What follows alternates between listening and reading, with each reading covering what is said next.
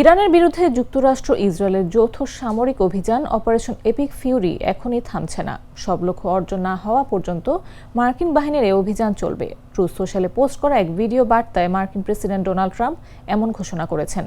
Donald Trump স্পষ্ট করে জানিয়েছেন, ওয়াশিংটনের সব লক্ষ্য অর্জিত না হওয়া পর্যন্ত এই পূর্ণ শক্তির অভিযান অব্যাহত থাকবে। প্রেসিডেন্ট ট্রাম্প তার ভাষণে দাবি করেন যে মার্কিন বাহিনী এরই মধ্যে ইরানের শত শত লক্ষ্যবস্তুতে আঘাত এনেছে।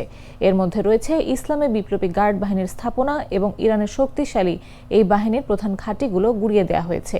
একই সঙ্গে ইরানের আকাশ প্রতিরক্ষা ব্যবস্থা, এয়ার ডিফেন্স সিস্টেমগুলোকে অকেজো করে দেওয়ারও দাবি করেছেন ট্রাম্প।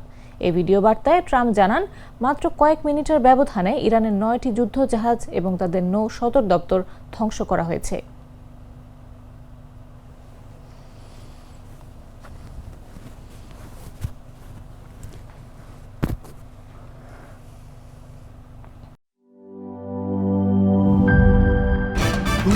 ভয় পাস না, এটা কসমিক ডোর। শব্দের আরেক নাম কসমিক ডোর। এর ওয়াল থিকনেস ও রিপ থিকনেস বেশি থাকায় এটাকে 50 বছরেরও বেশি। কসমিক ডোর, নিশ্চিন্তে 50 বছর।